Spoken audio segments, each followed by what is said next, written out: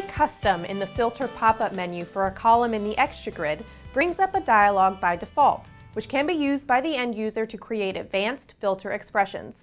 But it's also possible to customize this behavior and activate a filter from code in response to that selection. I create a new WinForms application, drop an XtraGrid on the form, and dock it to its parent. For the purpose of this example, I'm going to work with a small list of data.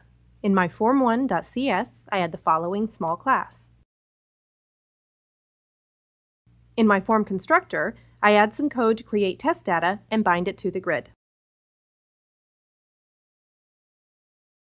I run the application to demonstrate the default behavior. In each of the filter pop-up menus on the columns, there's an entry titled Custom. Clicking this brings up the Custom Auto Filter dialog. I'd now like to replace this behavior with my own. To do so, I add an event handler for the event CustomFilterDialog to my grid view.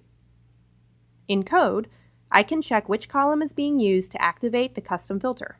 If I find that I'm looking at the correct column for my purposes, and note that this is independent of the filter I'm going to set, I can now configure my filter by assigning to the filter info property of the event args. The column filter info object I create can be constructed in many different ways. But for many criteria, the approach of using a textual filter string is the easiest and most maintainable. I also set the handled property to true, so the default handling of the event doesn't take place anymore. I need to add a using statement for the namespace devexpress.xtragrid.columns to resolve the column filter info. I run the application again and select the custom entry in the filter pop-up of the population column. My filter is configured to the static criteria of a population range between 1 million and 10 million. In addition to the option of installing a static filter, you could obviously show your own dialog or create the filtering criteria dynamically. Thanks for watching, and as always, thanks for choosing DevExpress.